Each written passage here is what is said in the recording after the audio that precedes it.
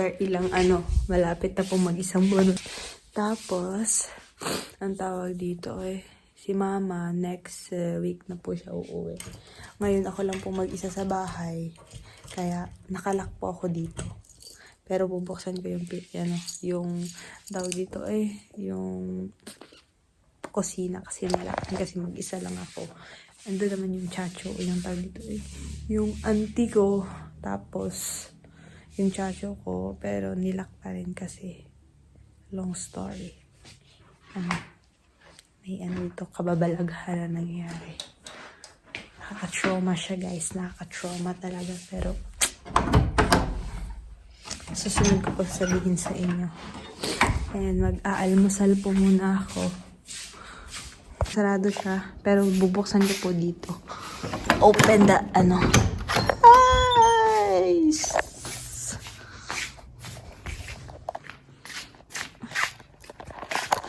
Buksan natin. Ayan. Let's open it. See, nakalak siya. Oh no, it's not a key. Over. English ka dyan.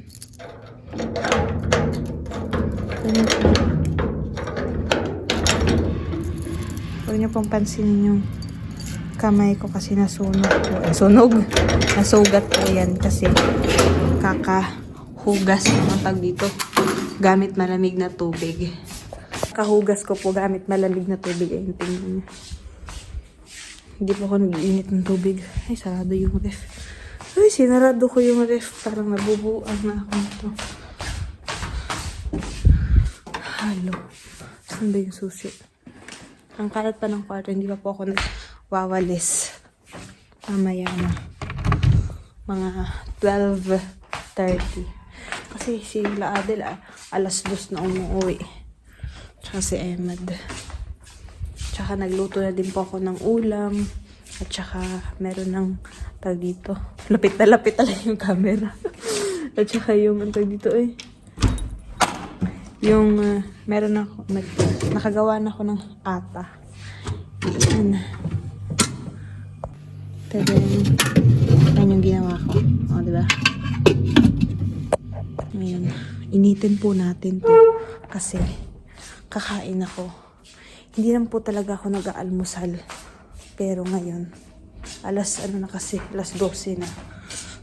Brunch, breakfast, and lunch. Diba? Ang kalat-kalat dito. Kailangan ko na po magwalis talaga.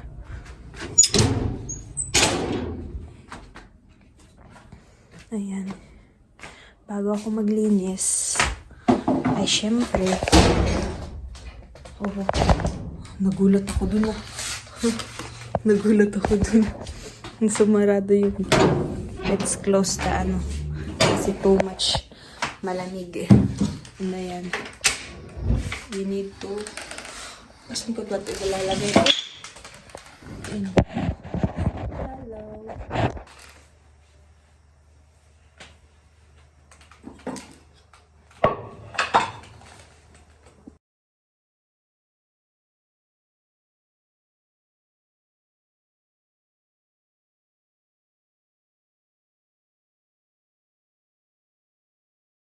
Ayan, ang ulam.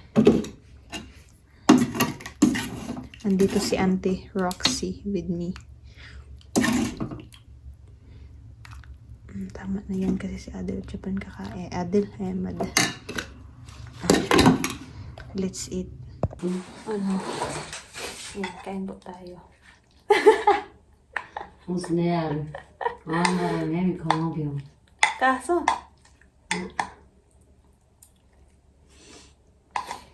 Nag-dryer si auntie ko.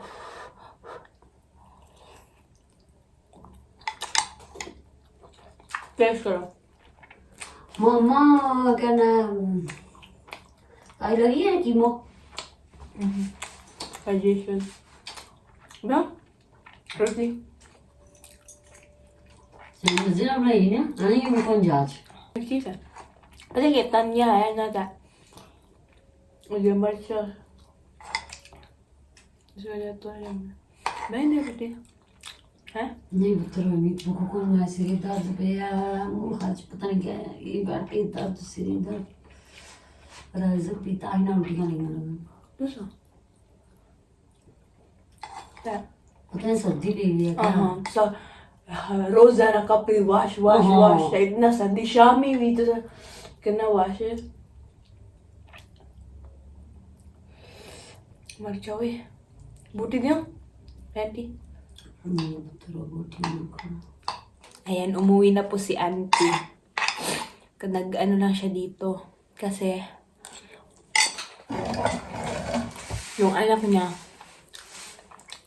papasok sa, ayun, babalik na sa nag-aaral kasi sa university. Tapos, pinag-dryer na yung jacket.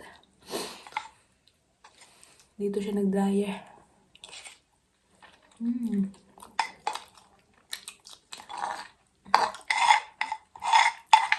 Sabi ni Auntie, masarap daw yung niluto kong ulam.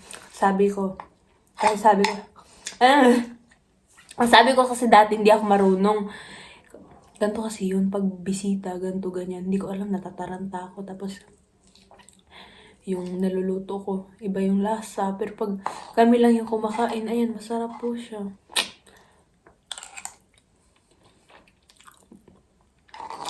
Pag sa bisita, hindi ako marunong.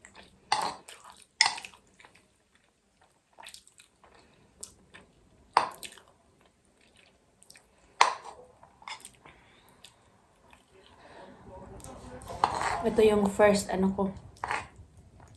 breakfast sa December.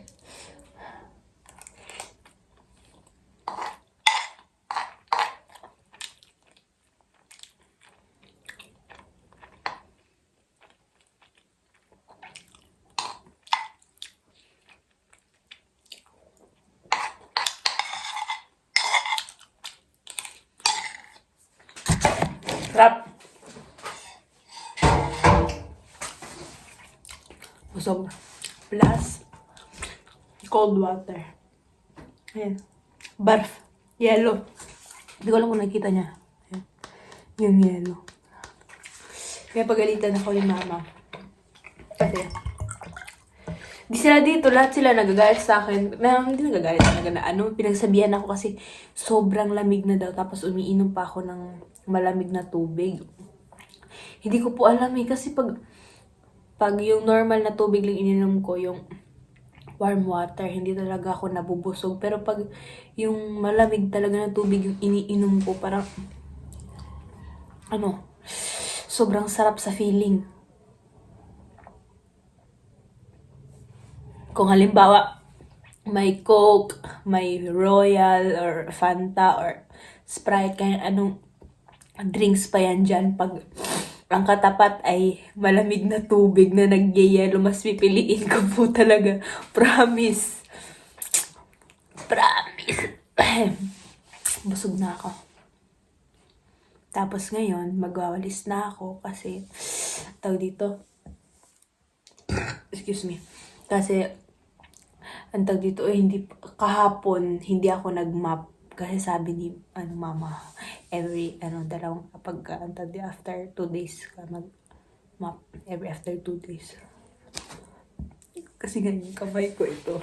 Hindi ko talaga siya kagabi, sobrang lamig po siya. Tapos, hindi ko siya magalaw talaga na, kaya, hindi ko, panay ako reklamo nito, no? Minsan yan, tinatry ko nga, ito yung walisin ko. Pinapractice ko ba siya na walis-walisin? Pero iba talaga yung pag, ito na kasi yung nakasanayan, di ba? Walis-walis ako. Tapos, ang bagal lang trabaho pag ito yung ginagamit ko. Kaya, ito na naman. Tapos, pag nagmamap ako, at yung ginaganon ko yung map, ganun. Minsan, pag napapagod, madali lang po itong mapagod. Pag hindi, mabilis lang din siyang mangalay. Tapos pag ginaganon, tapos ganun ulit yung pag-map. Kaya,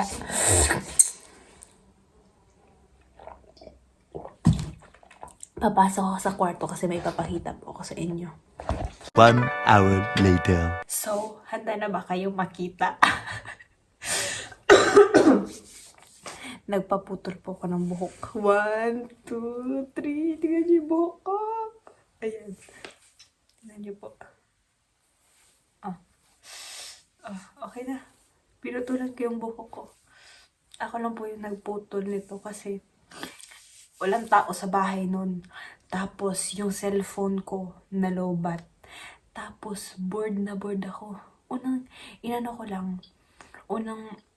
pinutol ko lang yung bangs, parang ako, side bangs. Hindi pa nga siya pantay, di ba? Ayan. Walang parlor dito. Tapos, ayan, pinutulan ko siya. Tapos, nakipag-video call kay mama. Tapos, sabi ni mama na, okay lang daw si Jabran. Akala ko magagalit siya kasi ayaw na ayaw niya. Si daddy ayaw na ayaw ni daddy at saka ni Jabran na magputol ako ng buhok. Pero nung nakita ni Jabran, sabi niya, ang ganda daw. Kaya ayun.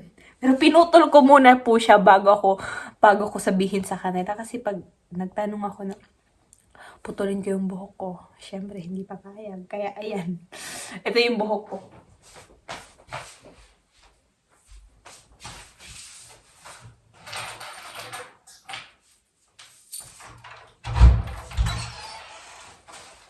Then, I'll show you my hair. Ayan. Sobrang lamig. Mas malamig dito sa kwarto. Ayan, ang aking hair lalo. Bye!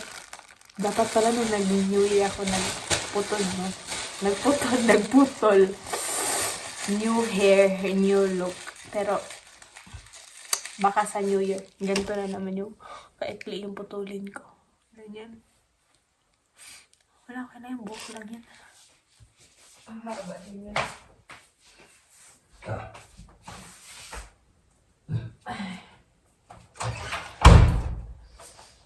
Hoy, ang lamig dito, oy. Ayan. Magbabay po muna ako sa inyo kasi magwawalis ako. Kasi pag magbe-video ako habang nagwawalis, mas patatagalan. Magmamadali po ako. Bye-bye. Thank you po for watching.